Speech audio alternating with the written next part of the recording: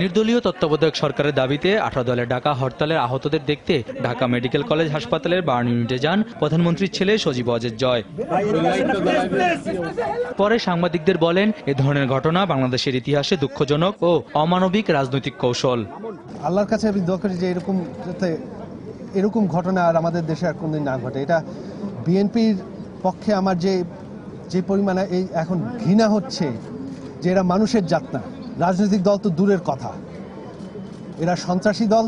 জনগণের নিরাপত্তা স্বার্থে এর সঙ্গে জড়িতদের কঠিন শাস্তি হওয়া উচিত বলে মন্তব্য করেন তিনি। যাত্রী ভর্তি বাসে পেট্রোল দিয়ে আগুন পুরানো এটা হরতাল না, এটা সন্ত্রাস। কঠিন শাস্তি হওয়া উচিত তাদের, যাতে এরকম ঘটনা এই দেশে কোনোদিন না ঘটে। আর মানুষ পুড়িয়ে হত্যা নির্যাতন বন্ধ করতে বিরোধী দলের প্রতি আহ্বান জানান তথ্যমন্ত্রী। আগুন দিয়ে মানুষ পোড়ানোর তত্ত্ব রাজনৈতিক কৌশল হিসাবে গ্রহণ করবেন না। দয়া করে আপনার এই ধ্বংসাত্মক হরতাল বন্ধ করুন।